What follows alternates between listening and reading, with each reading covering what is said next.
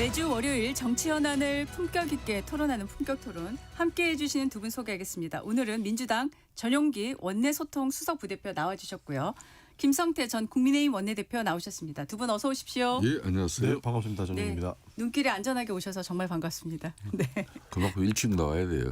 맞습니다. 네, 부지런하신 걸로 잘 알고 있습니다. 네, 지금 고 이해찬 전 총리 예. 추모 기간 다 끝났는데 바로 그 다음 날이었죠. 어제 최고위원을 지냈던 한준호 의원이 합당 제안을 멈춰달라고 촉구를 했고요. 예. 지금 서울시장 출마 선언한 박홍근 의원도 합당 논의 중단을 요구했는데요. 전 의원님은 합당에 대한 입장이 어떠십니까? 저도 너무 급하다고 봅니다. 왜냐하면 지방선거 전에 해야 된다라고 하면 실질적인 협상 자체가 굉장히 급속도로 진행될 수밖에 없습니다. 기존의 관례들을 보면 뭐 당원들의 의견을 모으고 의원들의 의견을 모은 다음에 그 다음에 제안을 하고 합당에 대한 협상 절차에 들어갔었거든요. 그러나 이것은 지금 절차적으로 거꾸로 된 상황이거든요. 그래서 먼저 민주당에서 제안을 했고 조국혁신당에서 받아들이고 앞으로 당원들과 뭐 의원님들과 뭐 소통을 해 나가겠다라는 건데 지금 지방선거를 앞두고 있는 상황에서 굉장히 좀 급하다라는 생각이 있어서 네. 조금 더 새롭게 논의해야 되는 거 아닌가 하는 의견들을 의원들이 많이 내고 있습니다. 네. 그러니까 지방선거를 앞두고 시간이 굉장히 촉박하기 때문에 지금 이 합당을 추진하는 거에 대해서 그러니까 우선 네. 절차적으로 문제가 있었다고 생각을 하는 앞에 것이고요. 절차가. 그렇죠. 네네. 절차 문제가 있어서 생각하는 네. 거고 지방선거 전에 이 이야기가 나온 것은 결국에는 뭐 후보 단이라도 나와야 되는 것이고 네. 뭐 여러 가지 강령도 있고. 실무적인 네. 내용들이 네. 남았거든요. 네. 그런데 이 문제를 직접적으로 대표가 거론하시게 되면서 이 실무 논의가 굉장히 좀 헷갈리게 될 겁니다. 네. 그리고 국민들께서도 투표에 나서야 되는데 또 어떤 후보가 어떻게 지명이 될지 네네. 이 부분에 대해서도 논의가 좀 덜 됐기 때문에 저는 지방선거 전에 되는 것에 대해서는 부담이 있지 않나 하는 개인적인 의견이 있습니다. 네. 김성태 대표님께서는 야당의 입장에서 보실 때 이 합당 논의 지금 되고 있는 거 어떻게 보세요? 대체적으로 집권당은 당정 관계라는 걸 가지고 가고 있죠. 특수적 관계잖아요. 예. 그런 만큼 이제 국정 운영의 한 축으로서 그 책임도 절반은 또 지는 게 또 이제 정치적 책임은 당에서 치는 거예요. 예. 그렇기 때문에 보통 당대당 통합이라든지 이런 것도 일종의 이제 정계 개편이거든요. 그렇기 때문에 네. 1호 당원인 아무래도 대통령하고 충분한 그런 논의와 공감 속에서 정치 지행을 좀 이렇게 변화해야 될 필요가 있다.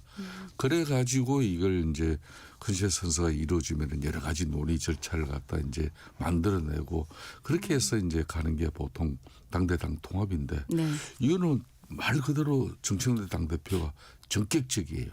이거는 정치인으로서는 정치적 승부수를 거는 부분이죠. 정치적 승부수를 걸었다. 그러니까 이제 예. 물론 이제 지금 현직 당대표로서 6.3 지방선거를 잘 치러야 된다는 그 막중한 책임감이나 또 그런 측면에서 전략 전술을 어떻게 가져갈 것이냐 많은 고민을 했지만은 저는 좋아요. 첫 번째 그 제2의 제안에 대한 첫 번째는 이재명 정부의 성공과 성공을 위해서 원팀으로 싸워야 된다. 네. 좋아요. 그렇다 치더라도 두 번째가 이거 상당히 문제인데 두 번째는 그러니까 이제 다음 정권 재창출을 위해서더라도 지난번처럼 우리는 흩어져서 싸우는 게 아니라 지금 뭉쳐서 싸워야 된다 이런 건데 다음 정권 재창출이라는 거는 지금 이재명 대통령의 국정 운영 시작한 지 불과 7개월밖에 안 되잖아요. 그런데 벌써 친정집 당대표가 다음 정권 재창출 이야기 꺼내면 이게 당장 청와대 대통령실 대통령 본인 주변 그리고 뭐 집권당 내에 이제 쉽게 말하면 대통령이 오로지 국정 운영만 뒷받침하자는 그런 의원들 당연히 큰 정서상 차이가 나죠. 그런 측면에서 이제 정청래 당대표의 저 제안은 자신의 이제 당 입지를 더욱더 공고히 하고 또 조국 혁신당 대표 입장은 이 기회를 살려가지고 강력 단체장이든 보궐선거든 자기는 또 정치인의 어떤 그런 존재감을 내세울 수 있기 때문에 이래 두 사람은 뭐 의기투합이 될지 모르지만은 양당 구성원들 입장에서는 섣부르다는 판단이 아마 뭐 많은 또 여론이 될 겁니다. 그러니까 기본적으로 정부의 성공이 저희 1차적 목표입니다. 예. 기본적으로 이재명 정부가 성공해야 예. 그 다음 논의도 할 수 있는 것 아니겠습니까? 예, 예. 그런 측에서 중도층을 공략해야 되는 것이 민주당의 네. 가장 큰 이런 뭐 과제일 거라고 저희는 판단을 합니다. 예. 그런 측에서 이 당 저 당 다 싫다라고 하는 중도층을 위한 이런 실용주의 정책을 내야 되는데 지금 그 실용주의에 대한 논의보다 그래도 저희 민주당보다 조금 더 진보적인 중국혁신당과의 통합이 우선 과제가 될 수는 없는 부분이 저는 있다고 봅니다. 예. 그런 측에서 많이 급작스럽다라고 하는 의원님들의 의견에 대해서는 동의한다는 말씀을 드리고 싶은 겁니다. 네. 지금 사실 또 그 추모 기간 중에 보도가 나온 것 중에 눈에 띄었던 게 그 이른바 밀약설과 관련된 그 문자 메시지 아니겠습니까? 물론 박수현 수석 대변인이 사실이 아니다라고 얘기를 하셨는데 그럼에도 불구하고 그 앞서 또 조국혁신당의 황운하 의원이 공동대표론을 꺼내들고 나왔기 때문에 이 부분이 그냥 그대로 지나칠 수는 없는 거 아니냐라는 의견도 있는 것 같은데 그러니까 어떻게 생각하세요? 실무적으로도 문제가 있었다는 얘기인 거죠. 그러니까 절차가 거꾸로 되면 이런 문제가 안 나올 수가 없는 겁니다.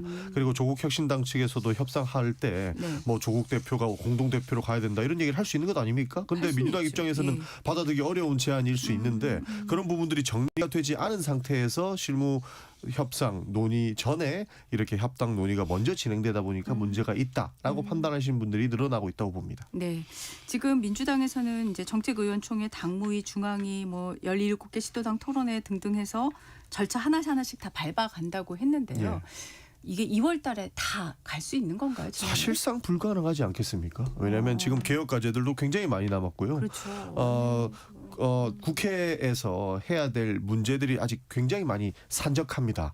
저희도 어떤 법안을 어떻게 야당과 협상해서 처리해 나갈지가 가장 골머리를 앓고 있는 부분인데 협상과 이 합당 논의에 시간을 쏟아야 된다라고 하는 부분이 그 지방선거 전에는 네. 급박스럽다라고밖에 판단할 수 없다라고 네. 저는 보고 있습니다. 네. 마지막으로 요 질문까지 하고 이제 국민의힘 관련한 질문에 넘어가겠습니다. 오늘부터 그 대의원 권리당원 1인 1표제 예. 지금 중앙위원회 투표가 시작해서 내일까지 하지 않습니까? 지난번과 달리 무난하게 통과할 걸로 예상하시나요? 뭐 1인 1표제 관련해서는 그 영남권에 대한 비율 조정이 좀 필요한 부분이 있습니다. 그러나 정청래 대표께서 그 부분은 충분히 수용할 수 있다는 의견을 밝혀주셨기 때문에 네. 저는 1인 1표제 관련해서는 큰 무리 없이 통과되지 않을까 싶은 생각이 있습니다. 네. 다만 남은 것은 실제로 호남과 영남의 비율이 다른 부분이 있고 과거 1인 1표제에 대한 열망이 높았을 때도 현실적으로 불가능했던 부분들이 있는데 네. 이 제안들이 제대로 감안되어야만 1인 1표제에 대해서 민주당의 논의가 원만하게 진행될 것이다라는 말씀드리고 싶습니다. 네, 알겠습니다. 자, 이제 국민의힘으로 가보겠습니다. 주말에 서울에서 한동훈 전 대표 지지자들의 집회가 열렸는데 인원이 제법 돼 보였어요. 어떻게 보셨습니까? 지난번 이제 제명되기 이전 단계보다는 뭐 많은 보도들이 이제 한 5배 정도 더 왔는 것 같다. 네. 객관적으로 경찰 추산도 뭐 6천 명이니까 보통 경찰 추산보다는 집회 주최 측은 보통 한 서너 배를 더 보니까 예. 뭐 저는 얼마 왔다 이렇게 뭐 단정 짓고 싶지는 않아요. 예. 하여튼 꽤 많이 온 걸로 보입니다. 지금 보면 한 전 대표 측은 어쨌든 집회가 이제 지지자들이 있었고요. 또 8일 날에는 토크 콘서트, 북 콘서트죠. 북 콘서트. 한다고 하고요. 지금 이렇게 움직임이 있고 또 당내에서 장동혁 대표의 사퇴나 또는 재신임 투표 요구까지가 있는데 반면에 장 대표 쪽에서는 좀 신중한 입장이에요. 어떻게 보면 대응을 자제하는 것 같고요. 어떻게 해석해야 되나요? 장동혁 대표 치면 이제 당권파 그러니까 이제 주류 진영 입장에서는 일일이 다 대응할 필요가 없는 거겠죠. 네. 일일이 대응을 하면 계속 이 싸움은 이제 그러면 국민의힘 제1야당으로서 지금 이제 장동혁 대표의 쌍특검 요구도 아직까지 그대로 살아 있거든요. 예. 그러니까 이제 단식을 푸는 것도 결국은 이 쌍특검 관철을 위해서 더 큰 힘을 모아서 싸워나가겠다는 거 아니었습니까? 그렇기 때문에 그 쌍특검 요구도 있고 한데 이게 당 내적으로는 끊임없이 그냥 한동훈 이래 버리면은 지금 장동혁 대표 체제 입장에서도 앞으로 지방선거도 불과 4개월밖에 남지 않았는데 정확하게 4개월 남았고 그렇습니다. 4개월밖에 남지 않았는데 언제 그냥 지방선거 체제 그런 진영 갖추고 그냥 룰 세팅하고 후보 선정하고 이거 어떻게 언제가 어떻게 갈 겁니까? 그래서 지금 현재 국민의힘 이렇게 이제 후보로 서려고 하는 사람이 불안정한 그러니까 한치 앞을 내다볼 수 없는 그런 상당히 그 불확실성을 제거해 주길 바라는 게 가장 큰 바람이에요. 네. 그러니까 한동훈 문제 가지고 일일이 대응하지 않는 것은 뭐 그런 측면이 아닐까 봅니다. 그러니까 국민의힘에서 그러니까 장동혁 지도부 입장에서는 한동훈 자체를 분열 요소로 보는 것 같습니다. 네. 그러지 않고서야 이렇게 단식 이후에 전격적으로 제명 결정을 하지 않을 수 없었다라고 볼 수밖에 없는 거라고 보거든요. 네네. 기본적으로 한동훈 대표가 당내에 남아 있다면 지방선거까지 이렇게 분열 요소를 지속적으로 제기했겠습니까?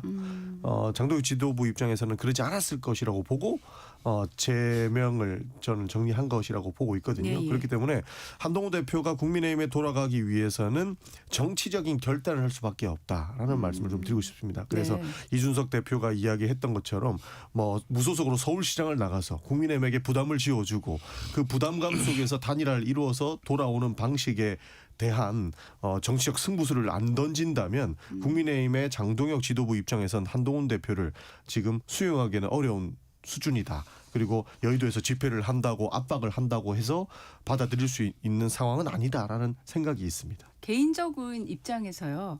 한동훈 전 대표의 앞으로 행보는 무소속으로 지방자치단체장 선거에 나가던가 의원 선거, 재보궐선거에 나가던가 아니면은 자맹을 하던가 네. 이 지방선거 끝날 때까지 뭐 여러 가지 해석이 나오는데 의원님은 어떻게 생각하십니까? 저는 사실 서울시장이 무소속으로 나가는 정도의 정치적 승부수를 던지지 않으면 복당의 가능성은 없다라고 봅니다. 왜냐하면 예. 재보궐선거 나가서 국회의원직 한번 한다고 해가지고 국민의힘에서 아이고 오십시오라고 이야기할 수 있겠습니까?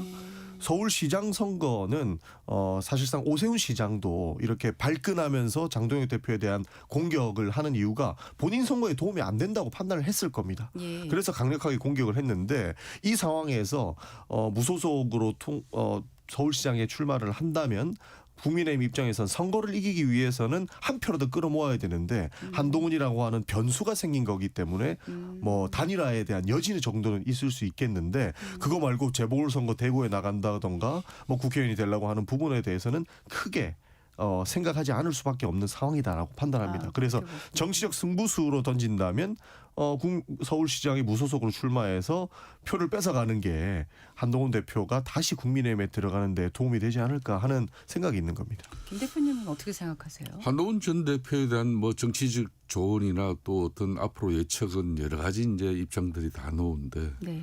뭐 저 개인적으로는 너무 이제 조급해할 필요는 없다. 그 대신 정치인은 이제 잊혀지는 뭐 그 존재감 상실에 대해서 제일 그 무서운 부분을 느끼는 거니까 특히 네. 이제 한동훈 전 대표 같은 경우는 뭐 어떤 사안이나 이슈에 본인과 직결된 문제에 대해서는 입장을 가지지 않는 적이었거든요. 예, 예. 그렇다면은 이번 6.3 지방선거를 갖다 지금 이제 다음 주 그 2월 8일인가요? 네. 9일 2월 8일입니다. 잠실 뭐 경기장에서 체육관에서 네네. 큰 이제 콘서트 그것도 뭐 그 뭐 1시간 뭐 몇 분 만에 그냥 뭐 다 마감이 될 정도로 그런 정도 팬덤을 가지고 있다 그러면은 어떤 행태로든지 6.3 정치 이 공간을 활용할 겁니다. 저는 가장 상징성 있는 것은 사실상 본인이 진짜 보수라고 하고 있기 때문에 그건 이재명 대통령 지역구였던 인천 계양 사실상 국민의힘 입장에서는 거의 난공불락 지역으로 여겨질 정도로 어렵고 힘든 지역이죠. 네. 뭐 그런 데 가서 하면 진짜 자신의 헌신과 희생이 뭔지 뭐 그런 걸 보여주는 그런 계기를 가져가는 것도 정치인으로서 이 위기 때 네. 진정성이라는 걸 다시 한 번 더 이제 느끼게 할 수도 있는 대목이죠. 한동훈 대표가 뭐 개항에 나간다 만다 이런 얘기가 많은 것 같은데요. 저는 한동훈 대표가 개항에 나가서 정치적 승부수를 던진다고 해도 지도부 입장에서 눈 하나 깜짝 안 할 겁니다. 그렇게 생각하세요? 예, 실제로 뭐 개항에 나간다고 한들 자기 후보에게 올 피해 가 얼마나 된다고 생각을 하겠습니까? 그러니까 제가 정치적 승부수로 서울시장 이야기했던 거는 서울시장은 진짜 5대5 싸움이기 때문에 까딱 잘못하면 넘어갈 수도 있다라고 판단을 할 겁니다. 네. 그런 상황에서 오세훈 시장도 발끈을 하고 있는 상황인데 여기서 한동훈 대표가 나온다고 하면 당 대표로서 장동혁 대표가 부담을 느낄 수밖에 없는 상황이라는 겁니다. 그런데 개항이나 대구 이런 데 나간다고 해서 부담을 느끼겠습니까? 네. 아. 전준기 의원님 말씀이 이제 저희 뭐 이런 거예요. 그렇게 인천 계양이나 서울 같은 경우는 이제 민주당 그 상당히 지지세가 확고한 그 기반이 있습니다. 그 대신 왜 영남권 출마 이야기가 나오는가 하면요. 특히 뭐 대구 경북이라든지 이 부산, 보령 네. 같은 경우는 민주당이 이제 보수 진영 그 텃밭의 어떤 지지율하고는 현격한 차이가 좀 있죠. 네. 그렇기 때문에 거기는 이제 쉽게 말하면 3파전 3자 구도로 가더라도 성산이 있다. 그렇기 때문에 이제 그런 이야기가 그 주변 사람들에 의해서 많이 나오는 게 네. 그런 연유입니다. 어쨌든 지금 서울시장에 만약에 한 전 대표가 나간다 하더라도 3월 초 전에는 이제 결론을 내야 되는 거고요. 그렇죠. 네, 국회의원 보궐선거는 조금 더 시간이 여유가 있습니다만은 앞으로 전영기 의원님 네. 이야기는 참고로 민주당의 희망사항입니다. 아, 예. 예, 근데 한동훈 전 대표 유료 콘서트 개최에 대해서 한평도 원내대표가 이게 예. 지금 해계한 등급제 유료 정치다. 예. 정치자금법, 공직선거법 위반에 해당할 수 있다라고 얘기를 했고 한 전 대표는 진짜 정치 장사는 민주당의 공천 뇌물 장사다 이렇게 맞받았는데 전 의원님 문제가 있다고 생각하세요? 뭐 실제 문제가 있겠죠. 토크 콘서트 보통 정치인들이 한다면 뭐 이렇게 돈을 받거나 네. 좌석 예매를 안 하죠. 근데 큰 곳을 빌리다 보니 아무래도 자금적인 내용들이 들어갔을 것 같은데 네. 실제로 문제 화시하면 문제될 수 있지 않겠습니까? 그리고 그것을 문제 잡아가지고 사냥을 하듯이 검찰권을 행사했던 게 한동훈 전 대표 아닙니까? 그런 측면에서 문제 되려면 될 수 있는 부분이 있다라고 저는 봅니다. 보통 네. 정치인들이 토크 콘서트 하더라도 이렇게 좌석 비용을 요구하는 경우는 없었으니까 그에 대한 내용이 아니었을까 하고 생각합니다. 네, 김 대표님은 어떻게 생각하세요? 글쎄, 이걸 뭐 어제 같은 휴일 날 그래도 집권당 원내대표가 직접 나서가지고 네. 공격할 소재였는가 그런 측면에서는 대려 지금 이제 한동훈 대표하고 그게 지방선거 앞두고도 이게 엄청난 이제 보수 분열상 때문에 많은 고민을 한 그런 장동혁 체제 입장에서도 그 부분에 대해서는 비판을 자제하고 있는 건데 대려 이게 지금 이제 한동훈 전 대표 같은 경우는 뭐 사실상 뭐 제1야당 국민의힘 당대표 현직 당대표도 아니잖아요. 네. 그럼에도 불구하고 좀 이례적이었어요. 집권당 원내대표가 네. 그것도 네. 이제 주일 이렇게 입장을 내가지고 네네. 원내대표 그리고 원내대변인까지 총동원이 돼가지고 때리더라고요. 네. 뭐 그럴 정도까지 그럴 필요까지 있었나 그런 정도. 그런 정도. 예. 알겠습니다. 이재명 대통령이 지금 부동산 관련한 이 언행이 굉장히 지속적이고 또 강도가 점점점 올라가는 것 같은데요. 전 의원님 왜 이렇게 강력하게 드라이브를 걸고 있는 건가요? 과거 사실 부동산 문제를 말로는 강력하게 문제 제기를 하면서도 현실적으로는 조금 소극적으로 대응했던 측면이 있습니다. 그래서 문재인 정부에서 실제로 부동산 대책이 실패했던 경우가 있죠. 그러나 이재명 정부에서는 구체적으로 어디에 공급하겠다라고 전격적으로 밝히지 않았습니까? 예.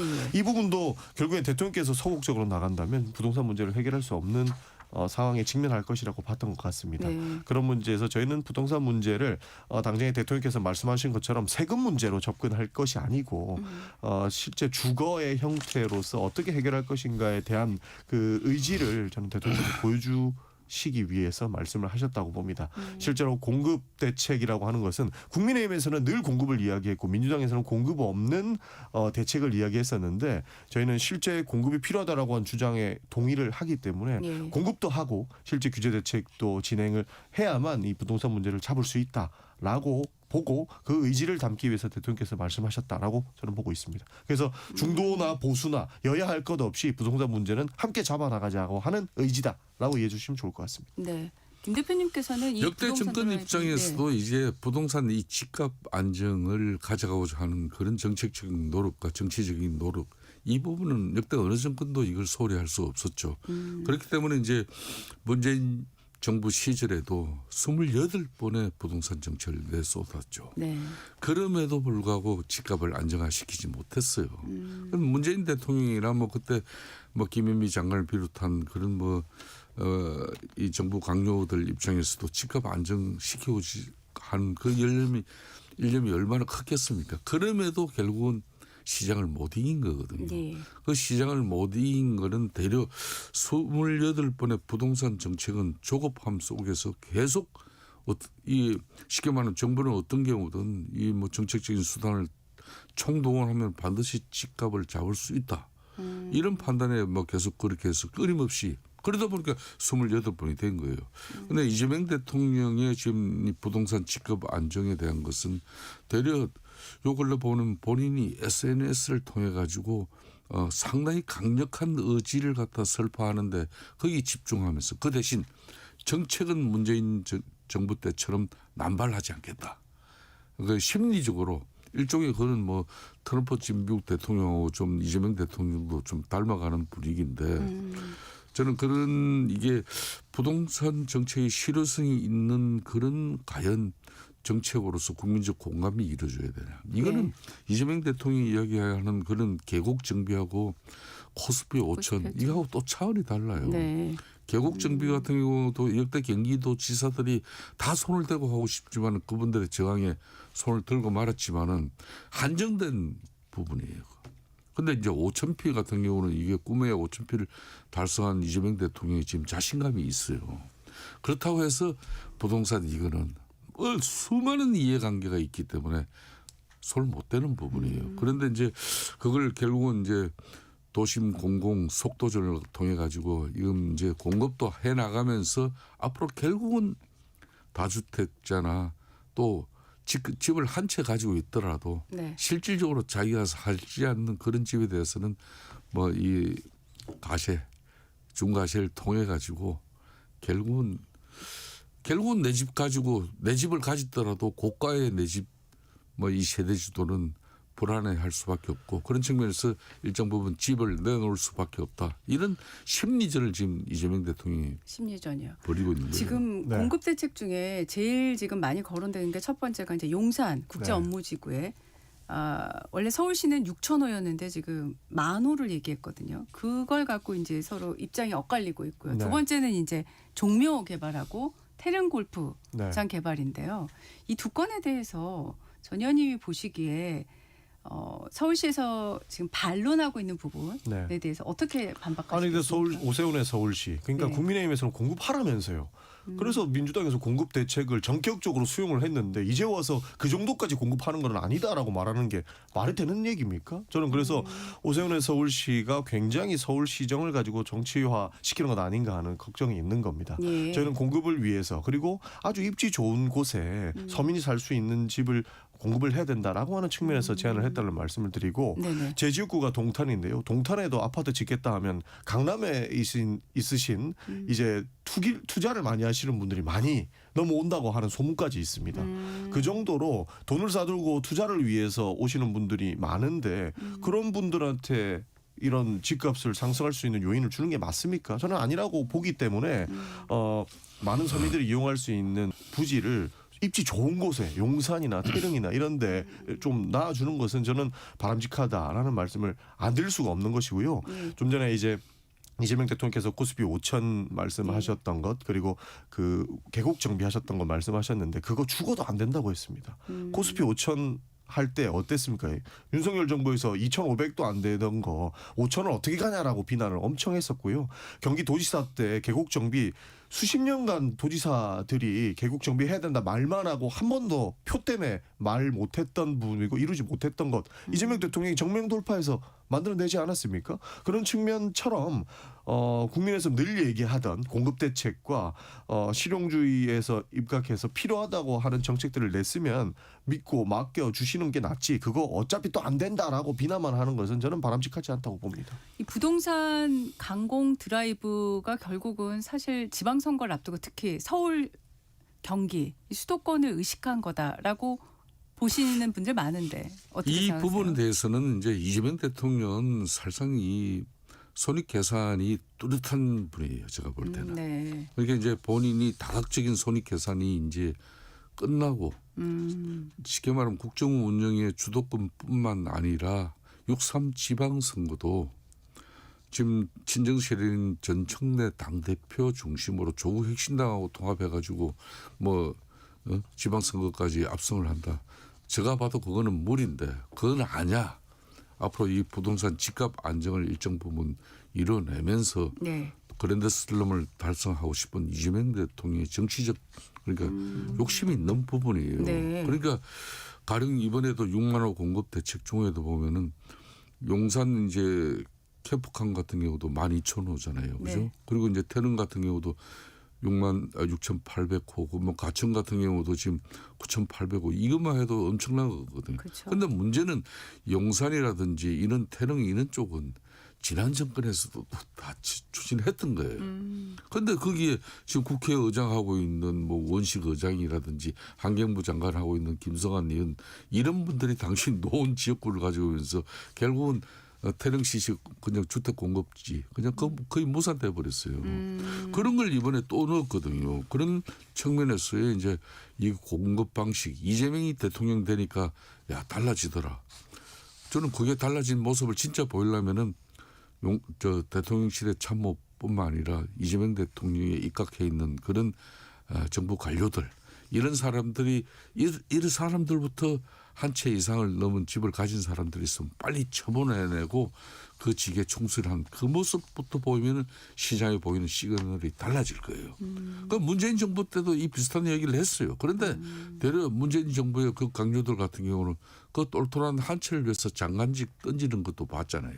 그러니까 그 정책을 갖다가 어떻게 국민들이나 서울 시민들이 그걸 인정하겠습니까? 저는 그런 측면에서 속도 중심도 문제예요. 기존 인허가의 그 기준 통계 실제 집을 짓기 시작하는 그런 착공 기준으로 이제 이걸 일어나해 가지고 실질적인 공급을 강조하는 부분은 그건 아주 좋은 내용이야. 그런데 네. 이런 것들이 결국은 서울시라든지 경기도 이 강정 단체하고 손발이 짝짝 맞아줘야 쫙 진행되는 것들인데 네네. 서울시는 이번에 왜 6만 원 공급하는데 재개발 재건축 이쪽 부분은 이게 더 빠를 수도 있는데 왜 그거는 뭐 빼고 하느냐 뭐 이런 식이잖아요.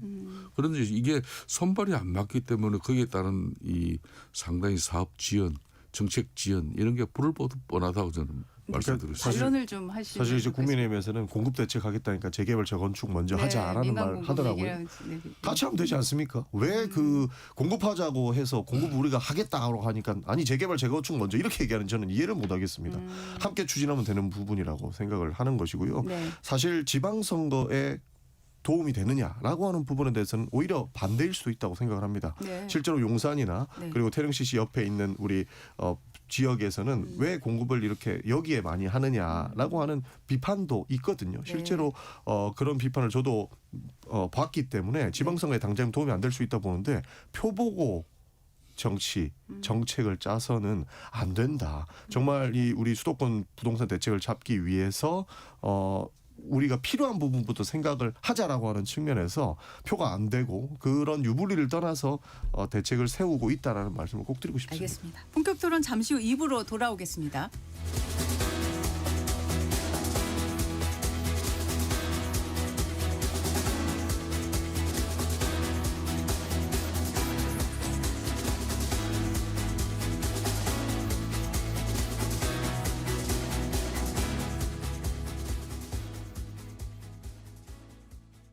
잠시 후 8시 반부터 일부 지역국에서는 해당 지역 방송을 보내드립니다. 워렌 버핏은 가치 투자, 필립 피셔는 성장주 투자, 피터 린치는 장기 투자. 방법은 달라도 목표는 하나. 성기영의 경제쇼가 성공의 길로 안내합니다. 깊이 있게, 명쾌하게, 지금 이 시대 경제에 관한 모든 것을 알려드립니다. 평일 오후 4시 5분 성기영의 경제쇼와 함께하십시오.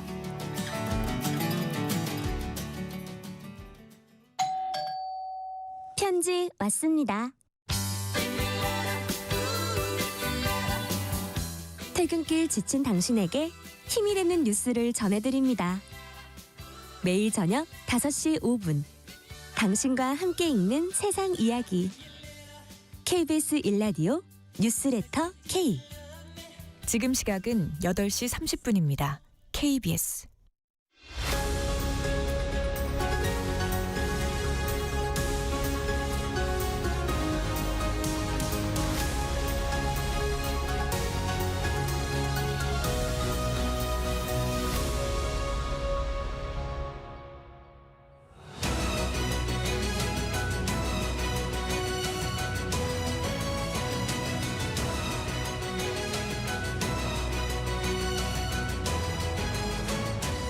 본격 토론 2부 시작하겠습니다. 앞서 전격 인터뷰에서 이미자 국민의힘 의원이 언급했던 여론조사 개요를 설명해드리고 넘어가겠습니다. 대구시가 주 코리아 리서치 인터내셔널에 의뢰해서 2024년 11월 27일에서 29일까지 만 18세 이상 대구 경북 시도민 2,000명을 대상으로 TK 행정통합 찬반 의견을 묻는 여론조사였고요. 통합 찬성 대구시민 응답자가 68.5%, 경북도민은 62.8%로 집계됐습니다. 자세한 내용은 중앙선거 여론조사 심의위원회를 참고해 주시면 되겠습니다. 네, 2부에서는 지금 대미투자특별법에 대한 질문으로 시작을 하겠습니다. 지금 어제 한정혜 정책위 의장이 민주당에서는 2월 임시국회 회기 중인 2월 말에서 3월 초에 대미투자특별법을 처리할 가능성이 높다라고 얘기를 네. 하셨거든요. 국민의힘에서는 계속 국회 비준을 주장을 하고 있는데요. 당에서는 이 지금 한 달 동안 이게 진행을 할 방침을 확실하게 세우신 건가요? 세웠습니다. 빨리 하라고 하지 않습니까? 정부에서도 원하고 있고 실제로 미국에서도 빨리 투자를 해야 된다. 예. 그렇기 때문에 국회에서 나서야 된다라고 이야기하고 있는 것 아닙니까? 그런 차원에서 비준 먼저 해야 된다라는 것은 사실상 해주기 싫다라는 얘기가 저는 같다고 봅니다. 그런 차원에서 대미투자특별법 그 내부에서 실제로 우리 돈이 들어가는 부분을 꼼꼼하게 다루어서 2월 3월 안에 통과시켜서 실제로 투자가 일어나서 한미동맹을 굳건하게 만드는 게 목표 아닌가 하는 생각입니다. 그렇기 때문에 비준 먼저 해야 된다라고 하는 것은 받아들이기 어려운 제안입니다. 빨리 대미투자특별법을 통과시켜서 한미 정상 간에 협의했던 부분들을 이루어 나가야 앞으로 우리가 한미 동맹이 더욱 굳건해질 거라고 보기 때문입니다. 네. 시간 끌지 말라 이겁니다. 네. 김석태 대표님은 어떻게 생각하실까? 국회 비준 국민의 입장은 지금 아까 앞서 먼저 출연하셨던 이미자 의원 말씀을 들어봐도 확고하거든요. 그러면서 외통위에서는 국회 비준 동의안, 재정위에서는 대미투자특별법 동시에 하면 된다 이렇게까지 얘기를 하시던데요. 제가 개인적으로도 이미자 위원장이 전 노동계 후배고 그래서 각별하게 좀 또 소통이 잘 이루어지는 의원인데 네. 이 관련해 가지고 좀 저하고 좀 상당히 한참 전화 통화를 한 적이 있어요. 아, 그러셨군요. 그래서 예. 불과 요 며칠 상관입니다. 그러니까 지금 이제 트럼프 정부의 이제 이 관세 압박이라는 것은 자신들의 이제 성에 차지 않은 지금 우리 정부의 이제 여러 가지 입장이 있는 거죠. 그런 측면에서 이제 트럼프 방식으로 이 문제를 해결하겠다는 건데 대단히 거칠고 사실상 지금 한미 동맹의 건강까지도 걱정 우려될 정도로 지금 이제 유럽 나토하고의 관계에 틀어지는 거 보십시오. 네. 그런 측면에서 저는 트럼프의 지금 이게 애교는 국가 간의 이해를 문제가 있어도 그 애교를 하는 건 그걸 통해 가지고 풀어내는 건데. 네. 그런데 지금 트럼프 대통령 같은 경우는 너무 일방적이에요. 상호주의 관점은 1%도 못 찾아요. 네네. 좀 그런 측면에서 자 미국 정부에서도 그러면 이제 대미 투자 특별법으로 그러면 한국 이재명 대통령과 한국 정부가 MOU 체결한 그 약속 이행이 그게 충족되는 거냐? 안 그러면 국민의힘 방식으로 지금 이제 이게 이제 엄청난 이제 국가 재정이 부담되는 거 아닙니까? 그게 이제 3,500억 달러의 규모의 투자이기 때문에 이게 결론은 이런 엄청난 규모의 재정이 수반되는 국가 간 합의는 이게 헌법 60조에 따라 가지고 국회의 동의를 받아야 하는 그런 조약에 해당한다는 부분. 그건 또 그대로 맞아요. 그러니까 이제 방식을 이런 비준 동의를 통해 가지고 한미 정상 간에 이루어진 MOU 이 내용을 뒷받침할 것이냐. 안 그러면 지금 이제 민주당이 주장하고 있는 11월 달에 작년에 법안을 발의를 했잖아요. 네. 대미투자 특별법으로 가면 될 것이냐. 그런데 문제는 지금 국회 일당이 절대 의석을 가지고 있는 민주당이에요. 그럼 대미투자 특별법 이 방식 외에는 방식이 없다면 그걸 일사천리로 밀고 가야죠. 그런데 이분들이 웬일로 작년 연말 연실 일이 보내지만은 다른 법안들은 시급하게 그냥 때로는 뭐 일방통행식으로 그냥 빠르게 진행시켜 나가면서 이 대미투자 특별법은 숙성이 필요하다. 좀 더 국민 여론이 필요하다. 또 엄청난 국가 재정이 들어가기 때문에 또 좀 상을 좀 지켜보면서 해야 된다. 이런 내용들이 결국은 쿠팡 같은 이 사태에 한국 정부가 지금 쿠팡 미국 입장에서는 미국 정가에서는 쿠팡이 한국 정부에서 대단한 그 탄압을 받는 걸로 지금 인식하고 물론 그 사람 쿠팡 측이 그렇게 로비를 하는 것도 문제예요. 근데 이제 그런 여러 가지 요인들이 네네. 지금 이 사항을 불러들인 거거든요. 근데 쿠팡하고 또 거론되고 있는 정보통신망법 개정안은 네. 이 사안하고는 관련이 없다는 게 또 정부의 확실한 우리 입장이잖아요. 정부는 네, 그렇게 네. 분명히 하는데 네, 보십시오. 이제 2주 전에 김민석 총리가 미국을 가 있었잖아요. 네, 미국 가 있는 김민석 총리 귀국길에 오른 그 사이에 트럼프 입장이 나온 거거든요. 네, 그렇죠. 그러니까 일국에 우리 총리가 갔는데도 솔직히 그런 분위기 하나 일정 부분 너들 그래 하면 이렇게 문제가 생겨 이런 정도의 기뜸도 없이 그냥 그렇게 일을 저질러 버리는 그 상황이 지금 한미 간의 이 간세 협상을 마무리한 이후의 상황이라는 거예요. 그러니까 사실 뭐 쿠팡 로비가 미국 내에서 상당하다라고 하는 것을 우리가 인정해야 될 부분이 있는 것 같습니다. 왜냐하면 실제로 쿠팡이 우리나라에서 영업하면서 미국에 상장했던 이유 그리고 다 대표들이 미국 사람들이고 이런 그렇죠. 내용들이 네. 있기 때문에 로비에 상당하다는 것은 어느 정도 감안해야 될 것 같고요. 추가적으로 대미투자 특별법을 저희가 다르게 논의를 해야 된다고 하는 부분이 결국에는 실제로 지난 11월에 있었던 한미 정상 간의 회담이 네. 결국 투자로 이어지는 부분 아니겠습니까? 그렇기 때문에 쿠팡과 별개로 11월 우리 그 협상과 관련된 뒷받침을 국회에서 해야 된다라고 하는 부분에서는 일정 부분 정부에서도 동의를 하는 부분 같습니다. 네. 여기에서 추가적으로 왜 그러면 다수의 의석수를 가지고 있는 민주당이 대미투자 특별법에 소홀 했냐, 왜 빨리 안 했냐 하는데 이미자 대경위원장께서 위원장으로 계시기 때문에 상정을 안 시켜주면 답이 없는 겁니다. 예를 들어서 패스트트랙 세워가지고 빨리 하면 되는 거 아니냐 하는데 우리 법상 패스트트랙 들어보려면 180일 더 걸려버려요. 그렇기 그렇죠. 때문에 민주당 입장에서는 미치고 팔짝 뛸 노릇이다라는 이야기 안 할 수 없는 겁니다. 그렇기 네. 때문에 네. 지금 이렇게 논의가 됐기 때문에 이미자 위원장한테 상정시켜달라. 네. 라고 이야기를 하는 겁니다. 그런데 국민의힘에서는 이미자 위원장한테 아니 뭐 비중부터 해야 된다라고 이야기를 하고 있는 거니까 민주당 입장에서는 빨리 합시다.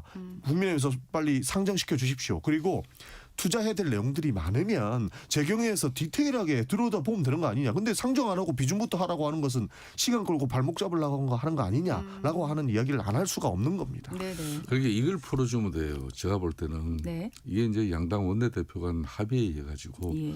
이런 때는 야당의 요구는 야당은 비준 동의를 가지고 이걸 뒷받침하자는 거 아니잖아요. 그렇죠. 그런 이유에는 국민의 이제 알권리 보호 차원의 문제가 있어요. 예. 정부가 추진하는 이 MOU 그러니까 양해각서 형태는 국회 통제를 피하려는 그런 꼼수로 보는 그 시각이 상당한 부분이 있어요. 네. 이게 막대한 예산이 들어가는 만큼 투명한 검증 과정이 선행돼야 한다는 게 그게 이제 야당의 본질적인 입장이고 주장이 될 수밖에 없는 거예요. 그렇다면 또 이제 좋아요. 이게 이제 두 번째는 국격이나 법적 안정성 측면에서 그러면 대미투자 특별법에 그 세세한 내용을 다 담을 수가 없어요. 그렇겠죠. 예. 그래서 이게 비준 절차 없이 특별법만으로 이걸 집행할 경우에는 향후 법적 근거가 취약해가지고 차기 정부나 또 다음 미래에 대한 법적 분쟁의 소지가 생길 수 있는 그 부분이 얼마나 많습니까? 특히 미국 같은 경우는요. 론스타 문제 보십시오. 그 법적 소송 가지고 십수년을 끌어가지고 겨우 우리가 이겨내잖아요. 그렇듯이 이 문제도 그런 식으로 미국 대통령 사전이 바뀌어요. 그래서 이제 야당은 비준 동의를 통해 가지고 대려 확실하게 3,500 투자에 대한 재정 이거 지금 한 평가 재정 이 투자 평가도 지금 하고 국민들에게 이 내용 제대로 알리고 그러니까 이런 때 원내 합의가 중요해. 어떻게 야당에서 이렇게 합의할 수 있는 그 저는 이렇게 봅니다. 틀을 어떻게 큰 틀에서는 네. 이제 국회 비준 동의를 가져가는 부분이 이게 뭐 일정 네. 부분 민주당 입장에서도 그건 맞다. 그렇지만은 지금 이제 우리가 좀 더 빠르게 갈 수 있는 이 문제를 수습하는 곧 것은 관보에 게재하는 절차에 들어갔다는 말까지는 그러니까 하니까요. 이런 상황이니까 네, 네, 네. 우리가 국회에서 좀 선행적으로 빠르게 움직이는 걸 먼저 좀 보여주자. 그래서 이게 대미투자특별법이 이 작년 11월부터 올라가 있는데 이걸 진행하면서 그 지금 야당에서 주장하는 그런 3,500억을 투자했다는 재정 투자 평가 이런 것도 그건 후속적으로 해나가자. 이런 정도 해나가면 이게 합의가 될 수 있죠.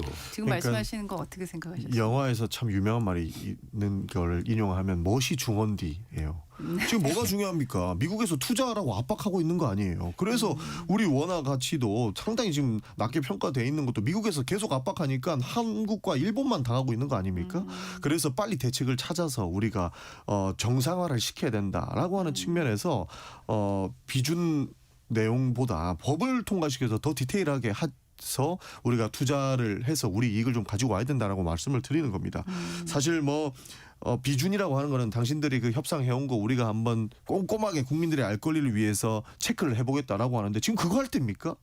빨리 법이라도 만들어가지고 명확한 근거를 세워서 투자를 해서 우리 국익에 손해가 안 가게끔 만들자라고 하는 것이 남아있는 건데 지금 그 법보다 비준 해주겠다. 당신들 그거 우리가 국회에서 인증을 해줘야 되는 거 아니냐라고 하는 부분 때문에 시간을 끌고 있는 것이라서 네. 문제가 있다고 이야기하는 겁니다. 네. 그게 요약하면 이런 거예요. 국민의힘 같은 경우는 특별법 자체를 반대하기보다는 정부가 국회를 패싱하지 말고 정식 비준 절차를 밟아서 투명하게 처리하는 게 이게 이제 공식적인 입장 아닙니까? 예. 그렇다면은 이 절차적 공정성을 갖다 최우선 가치로 내세우고 있는 그런 국민의힘 주장을 이 집권 세력이 거대 의석, 절대 의석을 가진 민주당이 그걸 하나 못 풀어냅니까? 이게 정치지. 그러니까 저희는 이제 공격만 하려고 본다고 하는 거죠. 왜냐하면 비준 만약에 올라오면 민주당이 통과시키면 되는 거 아니냐라고 볼 텐데 협상했던 내용들 다 가지고 와봐라 하면서 하나하나 꼬투리 잡아가지고 비판만 하려고 하는 부분 보이겠습니까? 네. 그러니까 오케이 일단 협상을 했고 저렇게 트럼프 대통령이 핵잠수함까지 풀어줄 수 있었던 내용들이 있으니 우리는 법을 만들어서 우리 국익에 손해가 안 되는 부분에 대한 투자를 하자라고 이것이 먼저다. 그리고 비준에 대한 내용이 양해각서를 썼기 때문에 문제는 안 된다라고 하는 것이 민주당 입장이라서 법 통과시켜서 국익에 해가 되지 않는 투자를 하자라고 빨리 그걸 처리해야 된다. 그것이 중요하다라고 이야기를 하는 겁니다.